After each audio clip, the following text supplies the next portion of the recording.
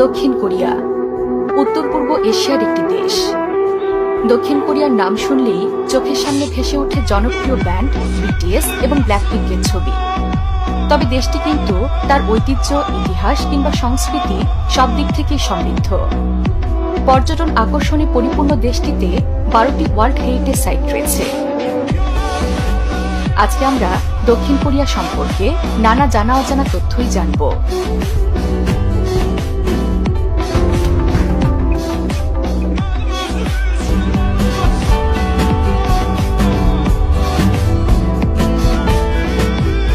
দক্ষিণ কোরিয়ার উত্তরে উত্তর কোরিয়া, পূর্বে জাপান সাগর, দক্ষিণ পূর্বে কোরিয়া প্রণালী এবং পশ্চিমে পিচ সাগর অবস্থিত। অবিভক্ত কোরিয়া মূলত জাপানিদের দখলে ছিল। 1945 সালে দ্বিতীয় বিশ্বযুদ্ধে জাপান পরাজিত হলে কোরিয়া দুই ভাগে ভাগ হয়ে যায়। এই বিভক্তি থেকে 1948 সালে উত্তর কোরিয়া ও দক্ষিণ কোরিয়ার রাষ্ট্রদ্বয়ের আবির্ভাব হয়। তখন দক্ষিণ কোরিয়ার সরকারি নাম রাখা হয় প্রজাতন্ত্রী কোরিয়া। বর্তমানে দেশটিতে 1,339 বর্গ কিলোমিটার এলাকা জুড়ে প্রায় 5,19,67,000 মানুষের বসবাস। দেশটির জনগণ কোরীয় ভাষায় কথা বলেন।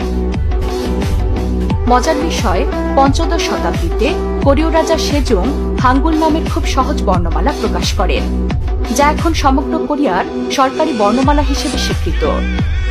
অনেক ভাষাবিদদের মতে কোরীয় ভাষা শেখা বেশ সহজ। দেশটির অধিবাসীদের মাঝে বেশ বৈচিত্র্য লক্ষ্য করা যায়।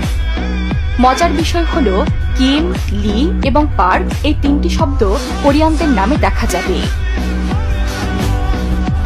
দেশটির অধিবাসীদের নিয়ে কিছু অদ্ভুত তথ্য প্রচলিত রয়েছে। নবজাতকের জন্মের সময় থেকেই তাদের বয়স 1 বছর গণনা করা হয়।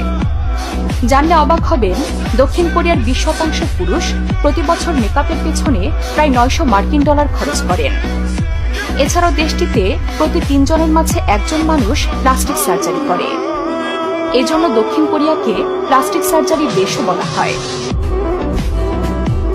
কোরিয়ানরা কিন্তু খুবই পরিশ্রমী।